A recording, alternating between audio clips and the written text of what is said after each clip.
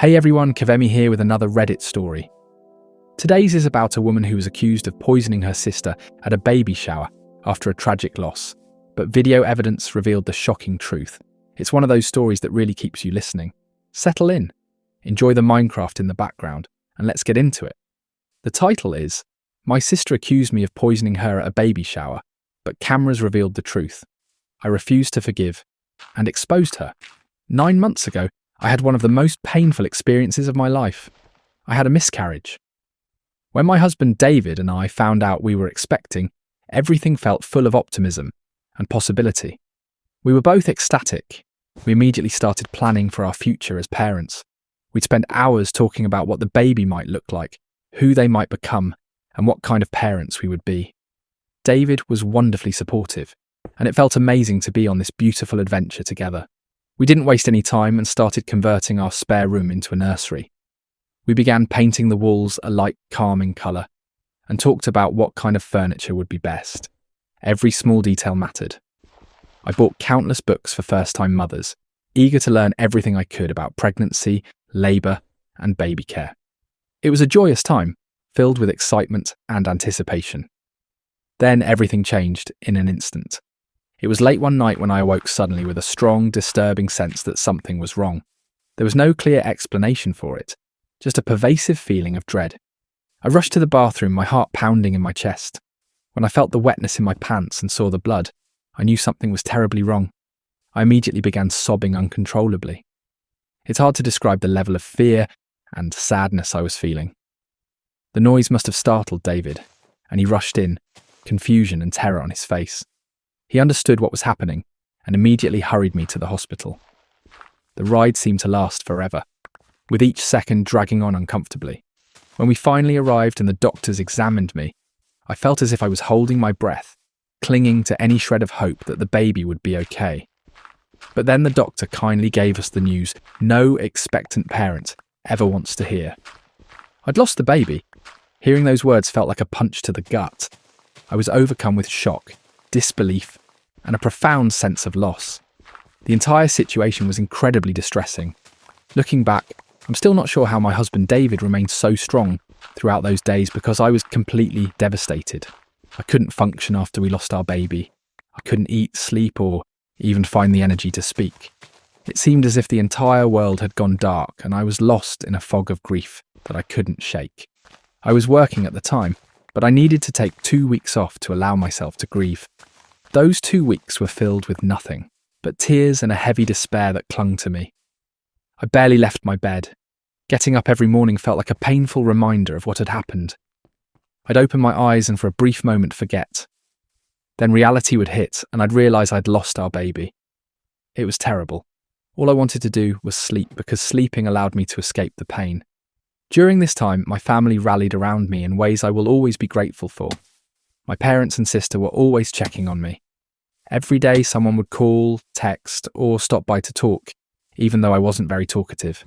My cousins and relatives would visit, bringing me food and fruit I couldn't provide for myself. But no matter how many people came or how much they cared, I felt emotionally numb. Despite their best attempts, there was nothing they could say to alleviate the sadness. My husband was there for me through it all. David took care of me when I was unable to care for myself. He didn't force me to talk or pretend everything was fine. Instead, he remained patient, quietly helping me in any way he could. He brought meals even though I could barely touch them. When words seemed impossible to say, he would sit with me in silence. Without him, I doubt I would have made it through those weeks. He told me repeatedly that we would not give up. He believed that we could try again after I had healed physically and emotionally. His faith and optimism were the only things keeping me from falling entirely into despair. Slowly I began to recover. It wasn't immediate or easy. I chose to go back to work because I wanted something to take my mind off the never-ending cycle of sadness and pain. Work provided me with a schedule and something else to focus on, allowing me to avoid thinking about the baby all the time. However, in quiet moments, the pain would return, and I realised I needed more than just distraction. I needed a connection. So I joined a few social media groups for people who had experienced miscarriages. At first I wasn't sure if it would help, but as I read through other people's stories, I realised how many people had gone through the same ordeal. It was reassuring to know that I wasn't alone. that my emotions were normal, and that others had suffered such a devastating loss. I started opening up more and sharing my story, and as a result, I began to understand what I was going through. Right now, I'm still grieving. I don't think that element will ever completely go away, but I've gotten to the point where I no longer continuously blame myself. That took time and a lot of emotional effort. There have been countless times when I wondered if it was my fault, if I had done something wrong. However, I now believe that some situations are simply beyond our control. I've embraced the mindset that whatever is meant to be will be, and it's brought me peace. I've worked hard on my healing to get this far, and I'm proud of the progress. But recently, something happened that shook me to my core, and I believe it has undone some of the healing I've worked so hard for. It happened at my sister's baby shower last week. My sister Melanie learned she was pregnant approximately 2 months ago. She shared her wonderful news with our entire family almost immediately, but for some reason she did not tell me directly. I had to find out from one of our cousins, which threw me completely off guard. It stung, not because I wasn't thrilled for her, but because Melanie and I had always gotten along. She had been there for me, particularly during my miscarriage, providing comfort and support when I needed it most. So I was startled and frankly disappointed that she hadn't called me to share her good news.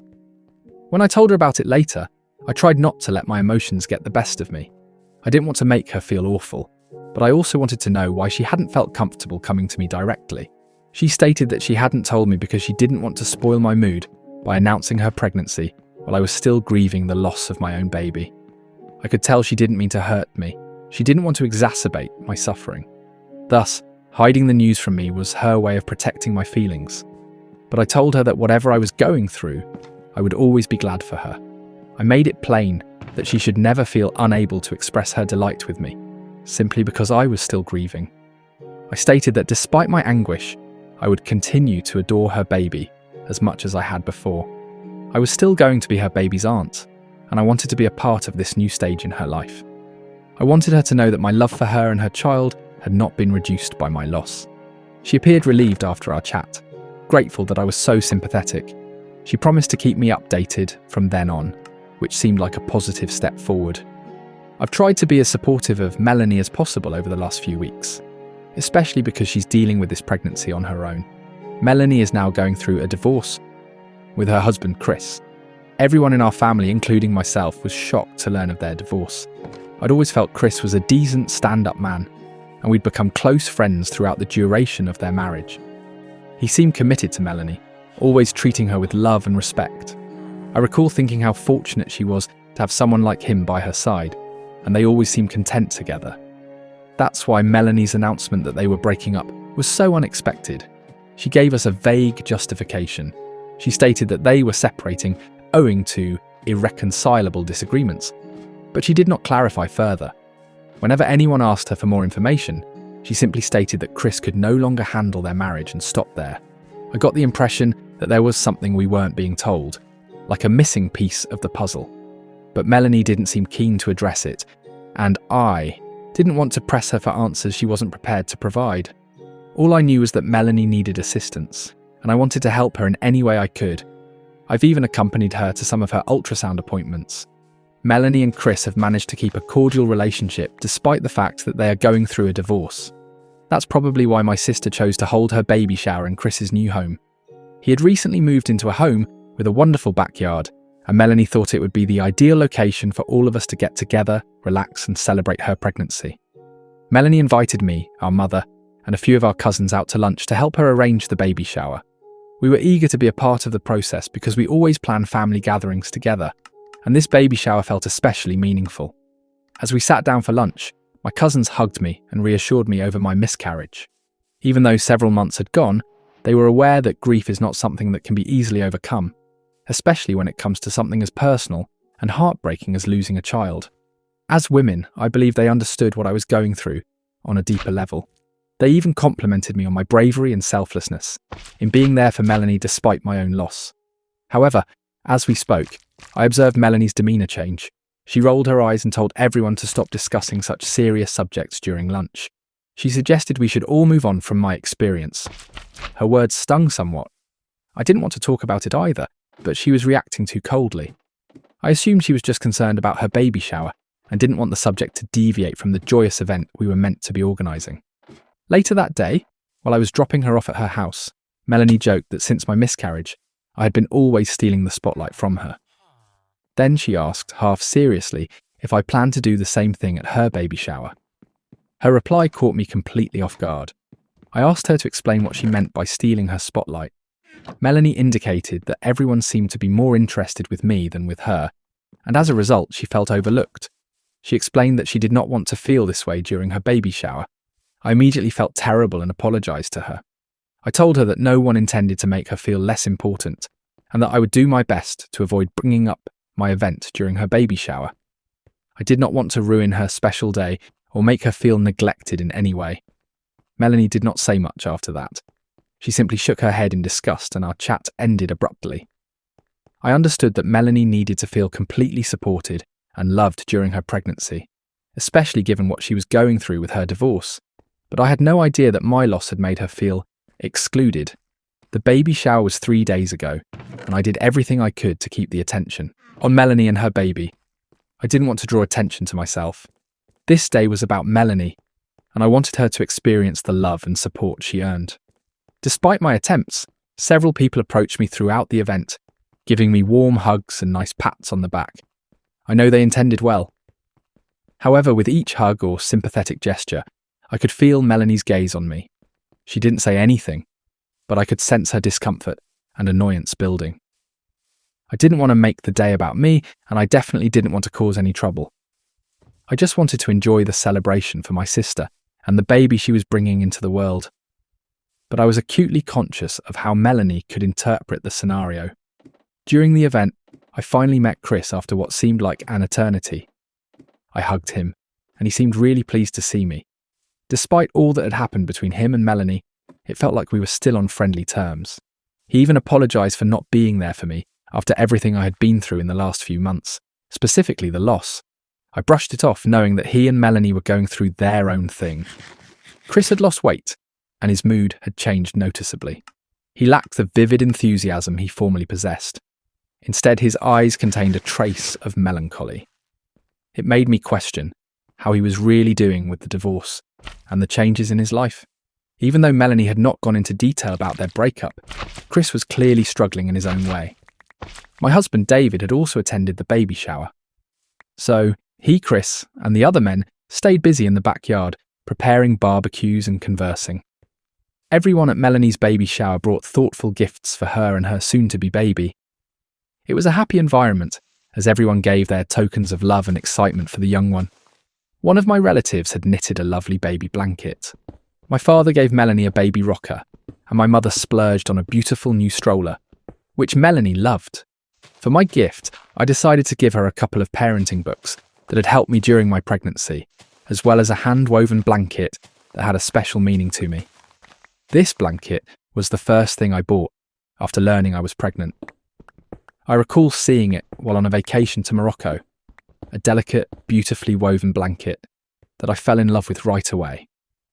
I bought it with great excitement, seeing myself enveloping my baby in it. When I lost a baby, the blanket turned bittersweet. It was connected to both my happiest memories and my deepest sadness, but I couldn't bring myself to simply throw it away. I wanted it to serve a purpose and contribute to something positive. So I thought it would bring me some peace to give it to Melanie in the hopes that her child would benefit from it. In my mind, it was more than just a blanket. It was a gift full of love and optimism, and I hoped it would bring happiness to both of us.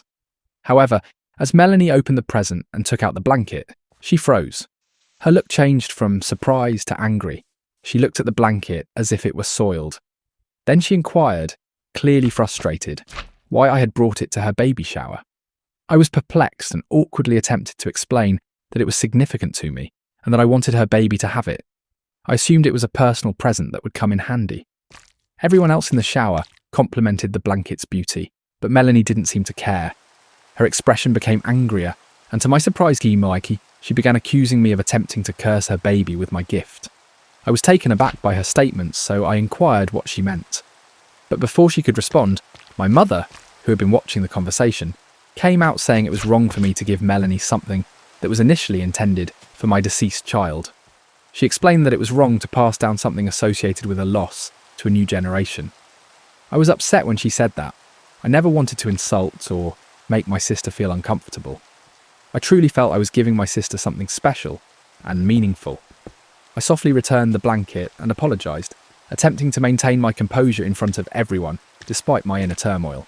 However, Melanie, visibly angry, stood firm and told me that just because I had lost my child did not mean I could now give those things to hers as hand-me-downs, and that her baby deserved more. Her words were cutting, and cut deep, and I was almost in tears.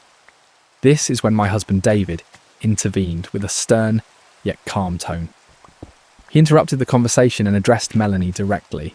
He made it obvious to her that my intentions were never to hurt or upset her, and that I had only given her the blanket to help her heal, while also demonstrating how much I loved her and her child. David then pointed out that if Melanie didn't like the gift, she could have discussed it discreetly with me later. There was no need for her to demean and shame me in public. He admitted that the matter was sensitive, but he insisted that it did not justify her attitude, especially in front of all of our family and friends.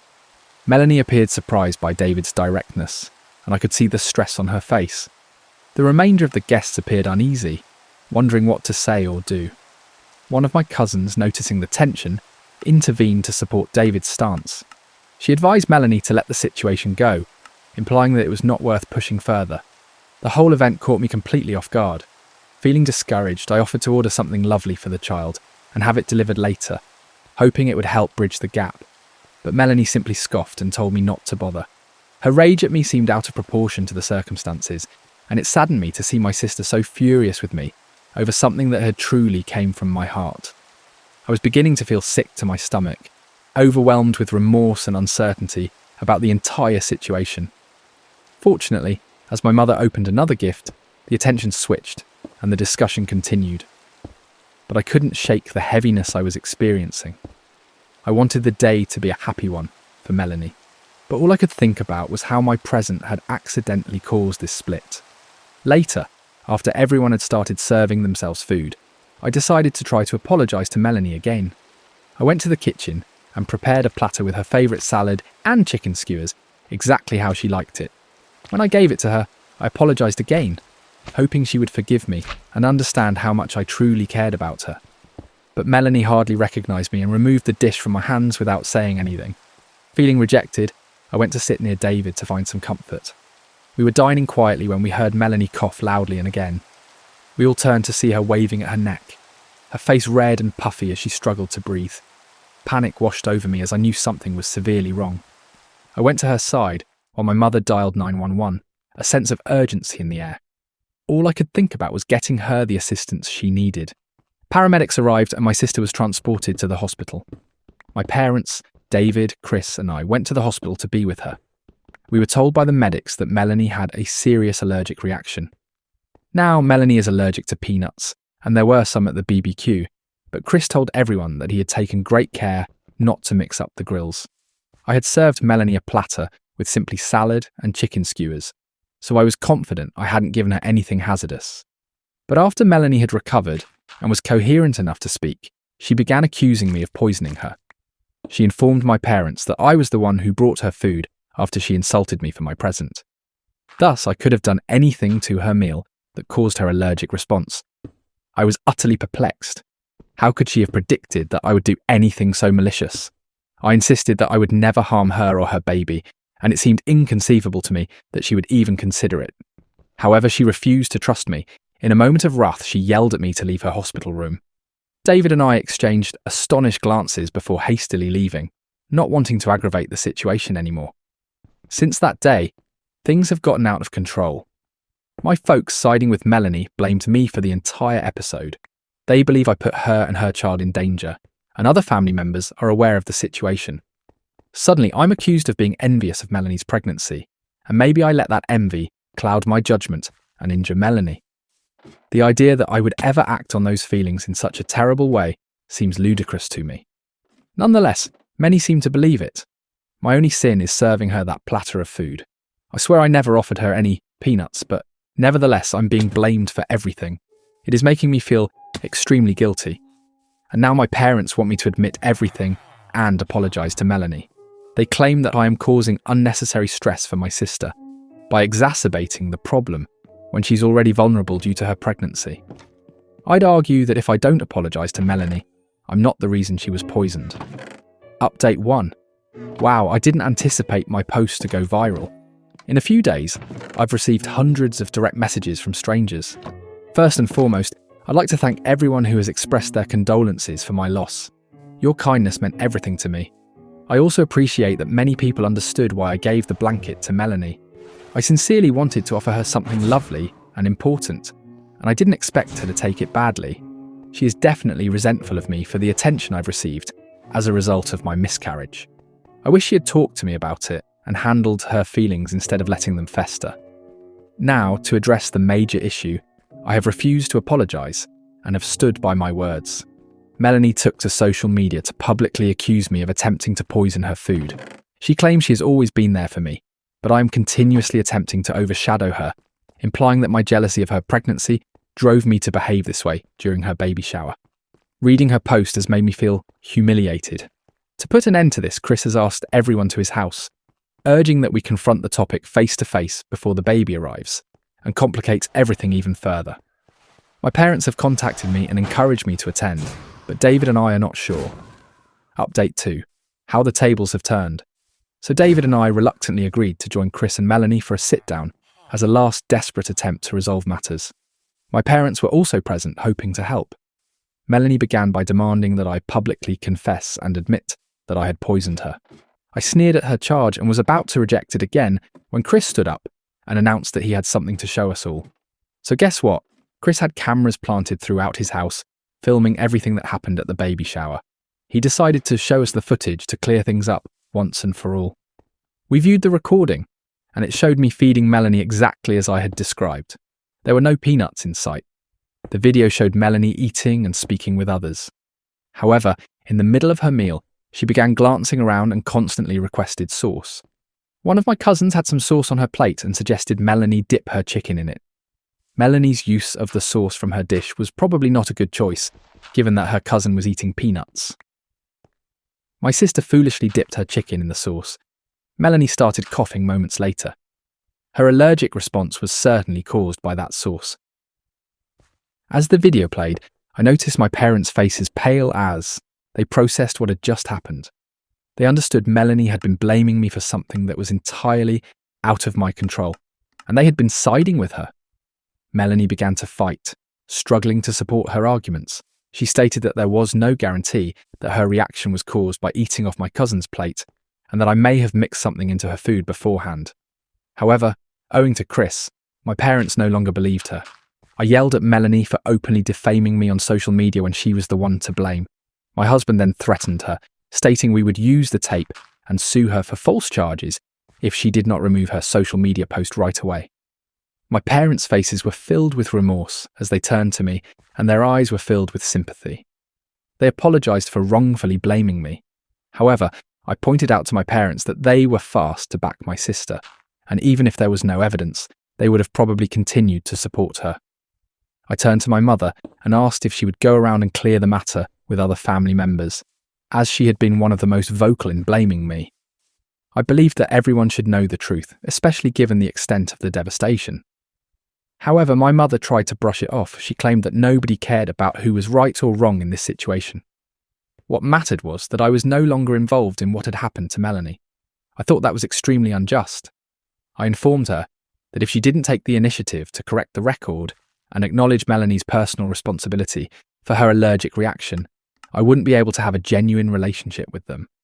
My parents kept attempting to de-escalate the issue without fully realising their own responsibility.